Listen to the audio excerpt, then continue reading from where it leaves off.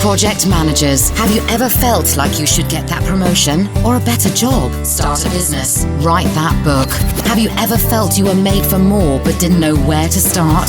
Welcome to the PM for the Masses podcast with your host, Caesar Abaid. Learn from the experts. Think outside the box. Have a voice, network, and be extraordinary. PM for the Masses podcast.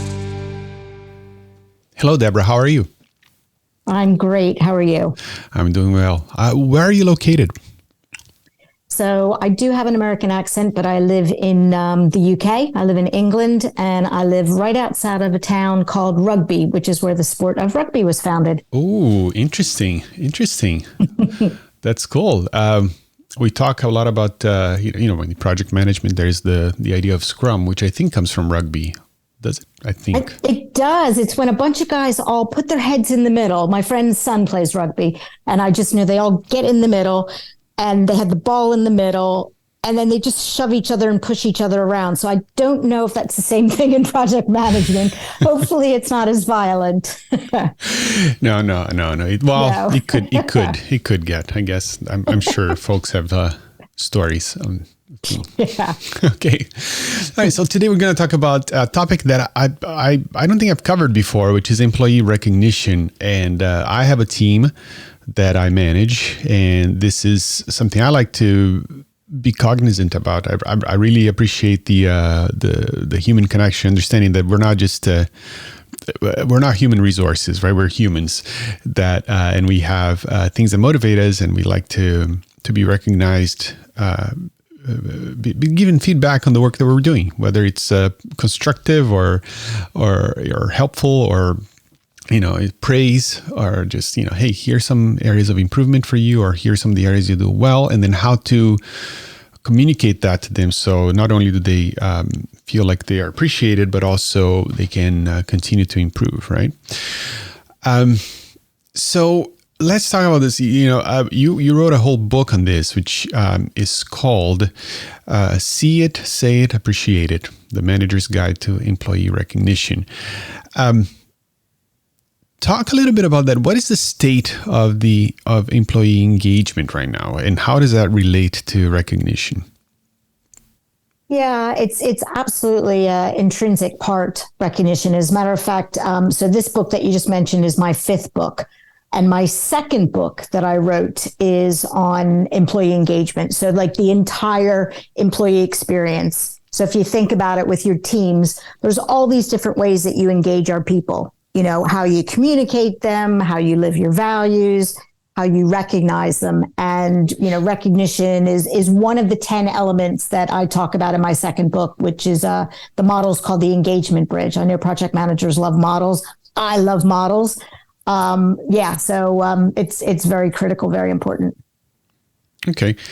Now, how does that relate to recognition? Because we want to engage the employees, right? Employees that are that feel like they, I call it, they put the mind on the organization on, right? Like over our employees that fly the flag, the banner, right? How does a recognition relate to that feeling of engagement? Yeah, well, if you think about engagement, there's lots of different ways of defining engagement. Some people call engagement happiness, which I think is one element, but we all know that you can be engaged and not be having a good day and not be happy. But recognition and appreciation does bring you joy. As a matter of fact, from a scientific perspective, when you feel recognized, when you feel appreciated, happiness chemicals are released. And I always joke and say it's the same chemicals that are released when you eat chocolate, but no calories. Right. So it definitely makes you feel great.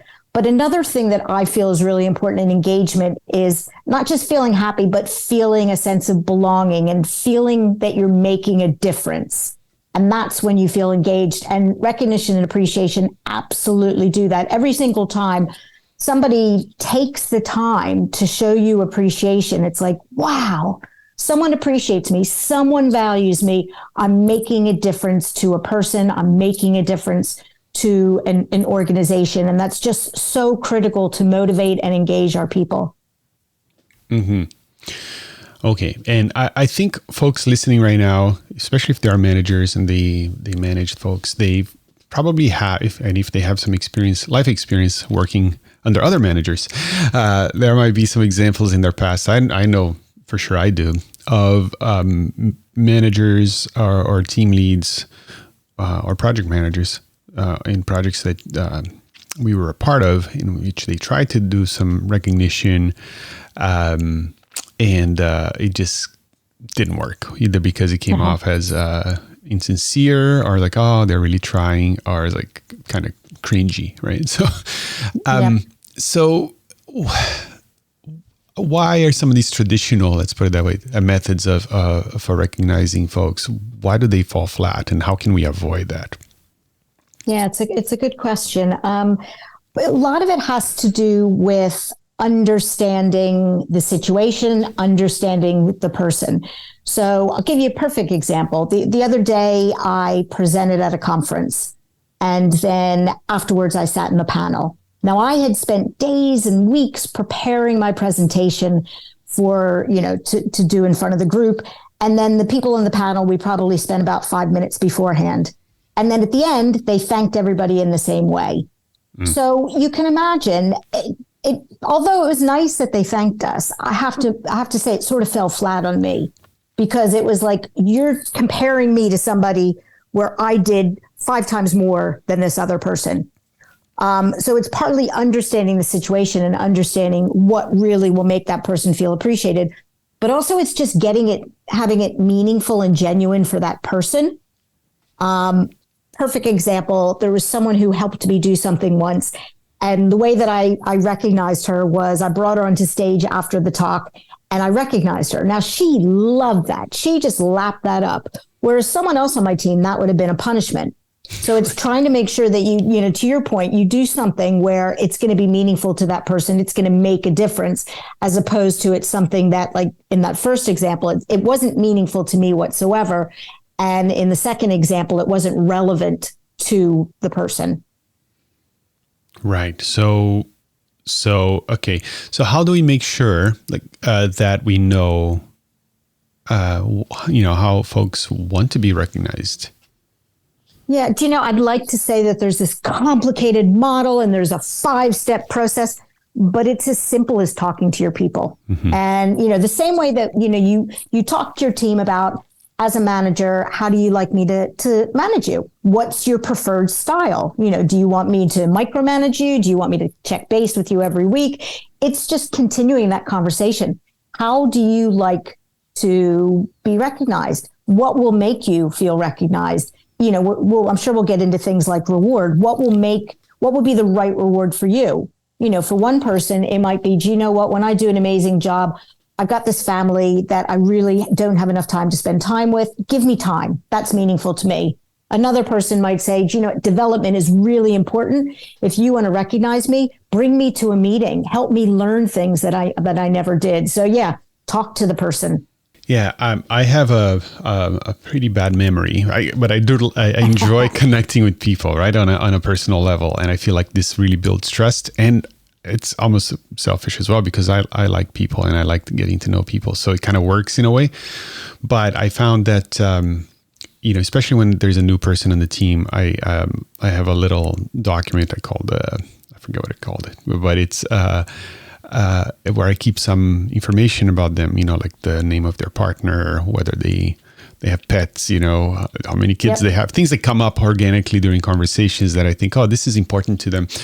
And I started asking that, a while back, how do you like to be recognized? Is it publicly, privately? Mostly it's like about publicly or privately, because within our organization we have this kudos system that is very public, right? So you can give it out to like 3 per month. So it's kind of scarce, right? So you when you get one, that person used one of their kudos on me today. It's really interesting, but it's very public. Or you can ping them privately through Slack and say, hey, good job over here. I'm sending a note to HR to let them know that you're doing great in this area. And I'm very much the person like you described. I would love to be pulled up to the stage, and words of affirmation, right? It's like my love language.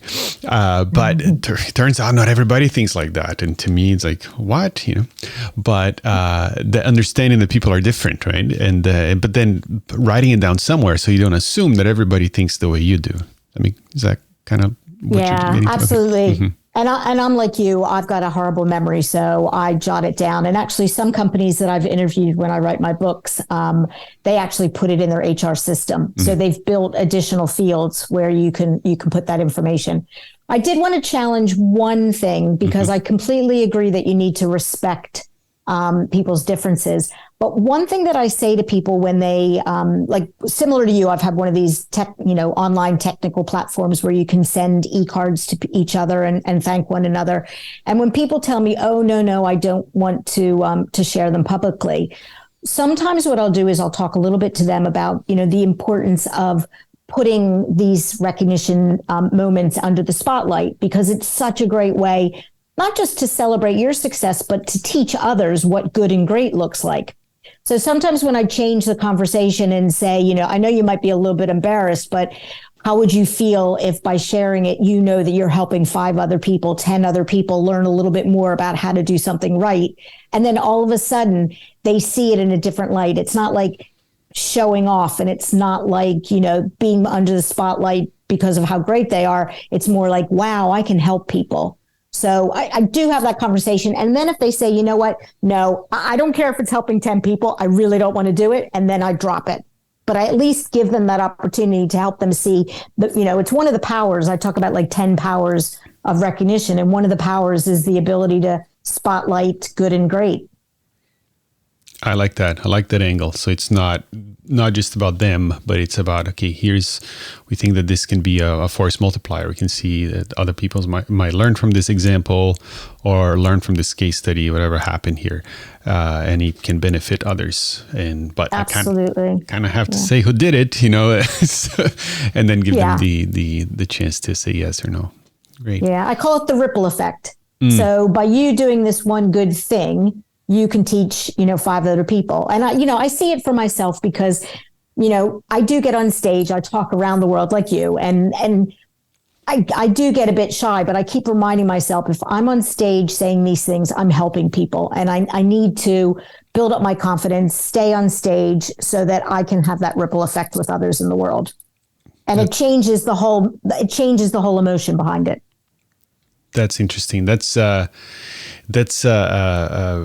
benefit, I guess, from developing recognition for folks, is that it not only makes them feel good about something they did in the past, but it helps them grow into a broader perspective about the impact of what they do. Yeah, I mean, I mentioned before the powers. There's so many amazing powers of recognition. And usually when I find people who are resistant to it, because it might not be natural. I mean, every time I do a workshop with managers, there's a couple managers who find me at the break and say, you know what, I just don't feel comfortable giving it. It's, I don't like receiving it. It's not something I grew up with. It's not something I'm used to. So if I can share with them some of the powers and the difference that it can make, again, all of a sudden it changes the equation. Simple things like, so many people are struggling with burnout. So many people are struggling with well-being. And when they understand that by giving somebody recognition, genuine recognition, not just for the heck of it, you're giving people feedback. So they're not like spending all this time being stressed about, am I doing it right? Am I doing it wrong? Because so many times we focus on the negative. And just by that one moment of telling people what a great job, you can just see it in their face. The stress just disappears. And when you know that you're doing that and you're helping someone's well-being, wow. I mean, how great a feeling is that for you as the person giving it, not just the person receiving it? Right. Okay. Don't want to put you on the spot, but do you have the list of the 10 powers of recognition that you mentioned? Can you talk about some of them? I do, yeah. Not all of them. I want people to read the book, but maybe a couple. That's okay. Mm-hmm. So employee engagement, absolutely. So And the great thing is, probably similar to you guys who are project managers, you're probably like me in that I love data. So I'm going to pick a couple where I can give you data, because I don't want you to think it's just touchy-feely engagement. So companies look at, let's look at companies who have great, strong recognition, and let's look at ones who don't. And then let's see the difference it makes. And engagement was 14% higher. And just, it might not sound like a big number, but just so you know, Gallup, who's been tracking engagement for, I think, 30 years, it goes up at most 1% a year. Some years it dips 1%. So 14% is absolutely huge. Another one that I think is huge is productivity. And if you think about it, if you're getting recognition, you're getting that feedback, and it makes you more productive because you're not wondering, ooh, should I do this? Or you're knowing, ooh, this was the right thing to do. And again, some data from this. One study found that about 8 out of 10 people said they'd work harder, so they'd be more productive. Forget about the feedback, but if somebody would take the time to recognize them, they would work harder. And another study found that just one piece of productivity can increase, one piece of recognition can increase productivity by 30%. And again, it makes sense. And then one more, just to throw it out there. It can impact business results. So companies with strong recognition, 12 times more likely to generate strong business results. So, you go from well-being to business results and everything in between. And it's just, that's why it's an area that I'm passionate about, because it can make such a difference to the individual, to you as a manager, and to your organization in general. That's great. Now, folks listening right now, they are probably thinking, let's say they're managers, or even if they're not managers, but they have coworkers, they're thinking, oh, so-and-so, they did a great job last week or yesterday with that one thing. Maybe I should recognize this somehow. So, but they might not know where to start. So what is maybe a first step in that direction? And then, and maybe somebody who is in charge of an organization right now is listening and they want to start implementing a program. How can the individual start down this path of recognizing others more? And then we can move on for like somebody in charge of a whole organization. How can they start implementing a program that will foster this culture? Yeah. Well, first of all, I'm glad you said that you don't have to be a manager to do it. I like to think of it as a crowdsourcing approach to recognition, because every single day, every single minute, there's wonderful things happening. People are making a difference. They're contributing. And it's important for everyone to be looking for those moments. So the reason I named my book, See It, Say It, Appreciate It, is because it's a mantra that can help remind us what to do. So to your point, the first step is to see it.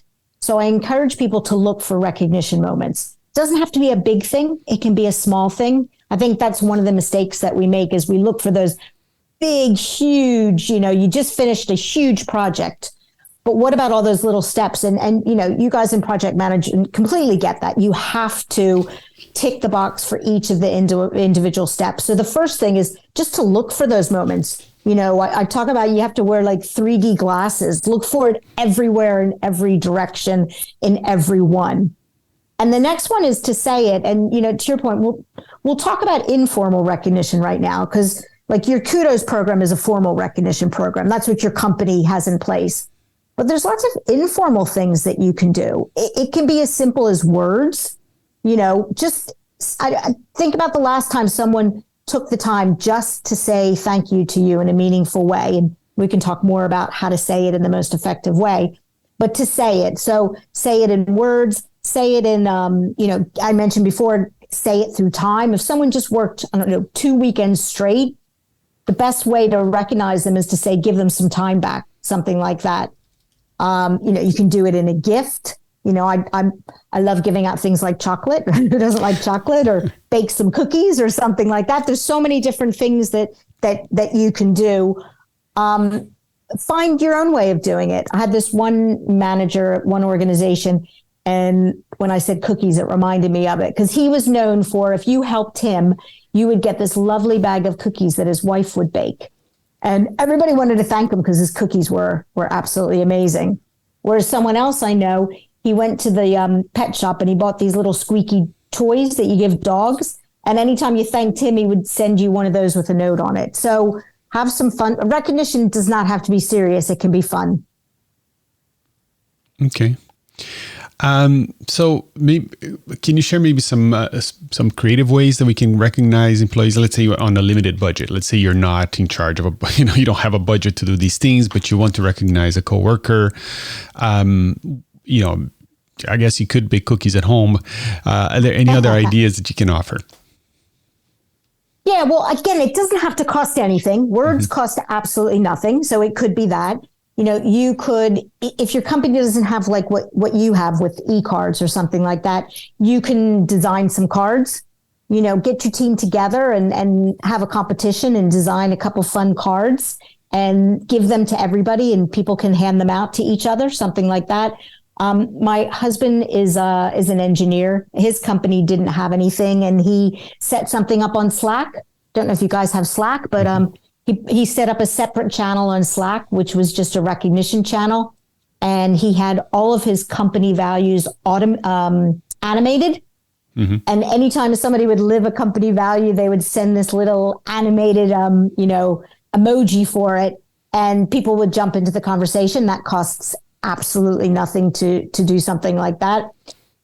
If you've got a little budget and you want to do something fun, you could either get really small prizes, or some companies that I've worked with before, they do fun things like they might have a wheel. So there's one company I interviewed, it's a chocolate company in the Netherlands, and they had a wheel that, anybody who had been recognized during the week would get a chance to spin the wheel and you could win silly things. And in the pandemic, they came up with pandemic prizes. So you could win like toilet paper, you could win a 6-pack of beer and things like that. So that doesn't have to cost a lot of money because not everybody wins anything. Not everybody wins something for that. So just a couple little ideas. Again, it depends on your budget. I'm a big believer in getting your team to help you come up with it because that way it's more meaningful for you. Right. And that's what I'm thinking, people might be listening. It's like, oh my goodness, this is so not me. I could never, I couldn't come up with those ideas, but I'm sure there's somebody in your organization who probably would. I'd love this, helping come up with ideas like this. So crowdsource, like you said. Absolutely. Well, again, my husband came up with the idea for his entire company. There you go.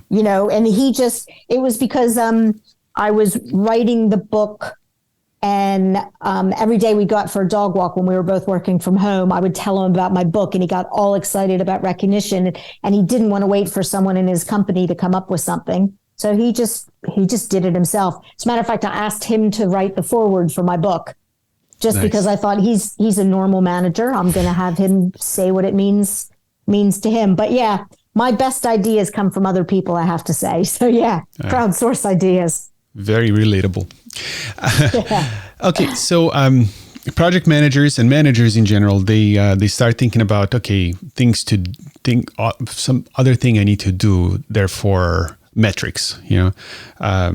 So we can look back and say, hey, is this thing working or not? So, question I have is it? Do you have any experience or any thoughts on measuring the success of employee recognition programs, or is this something that we should just do it and not have to look back and analyze it that way?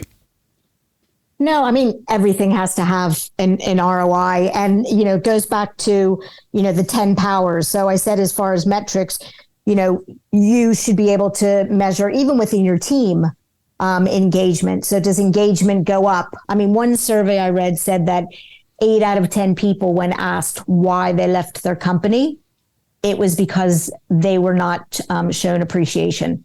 So it can impact things like turnover. You can see if it makes a difference in turnover. I mentioned productivity before. It can impact that. So it definitely has measures. Now, if your company has some kind of formal program like what you have at your company, they're probably measuring it already. So if you might want to check, does your company have any formal recognition programs? So you can certainly do things informally on your own, But if you've got a formal program, then you definitely want to, go into that. As a matter of fact, my book I wrote before this was for people like me in HR who design recognition programs. So if they don't have anything, I'm not telling them they have to buy my book. Go on my website and have them download my free ideas on where to start. Okay. And the name of the book on creating the program? Yeah, that's very similar. You can tell a theme. So that one's called Appreciate It, the playbook for employee recognition. And that one is more about how to design a recognition program. So I've got, I think, 40 different case studies of what different companies are doing and how to build something which I call as a recognition pyramid, which has 3 different levels. Because if you think about it, there's different types of recognition. You could do something like a small contribution. You could do something, the next level is above and beyond. So somebody who really goes above and beyond. And then your organization might have something like this. I call it the best of the best. So this is something where, this is somebody who's a role model. It might be somebody who wins like employee of the quarter, employee of the year.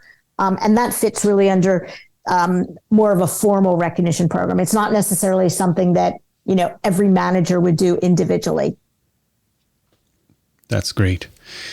Okay, so it's a lot, and I think this might be a new topic for many people listening right now, or maybe not new, but not something that they've thought about in depth, and it could be overwhelming. So I think the book might be a good place to start, and also just start thanking people, like and make it a bit more intentional how you do that, as opposed to just when you feel like it, but have some sort of reminder system, or whenever a project is closed off, like one of the check boxes on your closing off to do is distribute recognition in some sort of verbal way. But there's a place to start that is simple, and then you can build from there. Was that how would you approach? Like, let's say people are listening right now and they don't know where to start. Would that be a good place to start?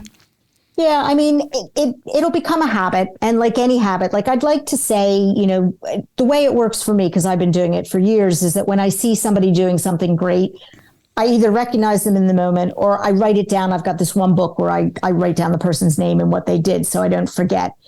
But until it's a habit, you could just lock. I've heard somebody say, every Friday at 9:00 in the morning, I sit down for 30 minutes. It's in my calendar and I look back on the week. And that's when I do my recognition. I've got such a bad memory, I wouldn't be able to remember it on Friday. Right. So I think for you just pick a way so that you can start doing that first part, which is capturing it. And be genuine, do something that's right for you. So for me, just because sending a handwritten card is natural to me, it might not be natural for you. So, try a couple different things, find your own style. One other thing I wanted to share that might help, I talked about the mantra of see it, say it, appreciate it. I also have something that I write about, which is called the 4 golden rules. And this might help you. It's the 4 things you must do. And each of the rules begins with the word must. So the first one is about being meaningful. So really think about how can it be meaningful? How can it be genuine? The U is how to be uniform and inclusive. Too often what we do is we create the haves and the have-nots. So think about how can you look at recognition in an inclusive way. The S is putting it under the spotlight, so celebrating it. And then the T is timely, not waiting too long for it. So again, hopefully that can make you feel a bit more comfortable. If you're a project manager, you like structure like me. So there you go. You've got a mantra and you've got the 4 golden rules. Amazing. I'm going to add those to the show notes for today's episode, as I think that's a beautiful place to start. And in there, I'm going to add more links as well. And on that, Debra, if people want to learn more about you and your books and what you do, where should they go? So my website is Debco HR, and I've got lots of free resources and blogs and things like that to help people. My job title is Chief Pay It Forward Officer. So I think I'm similar to you because you've got a full-time job and you do this on the side. So I think you should share my job title, Chief Pay It Forward Officer. Are you recognizing me right now, Debra? I am recognizing you for your contributions. There you go. See, you didn't even notice it, or you did notice it. Yeah, there you go. You're good, Doc. You're good. Awesome. Debra, thank you so much for your time. Again, I'm going to have links on the show notes for today's episode. And if you're not recognizing your coworkers, your team members, it's time to start. Thank you so much, Debra. Really appreciate you spending your time here with us today. Thanks for having me.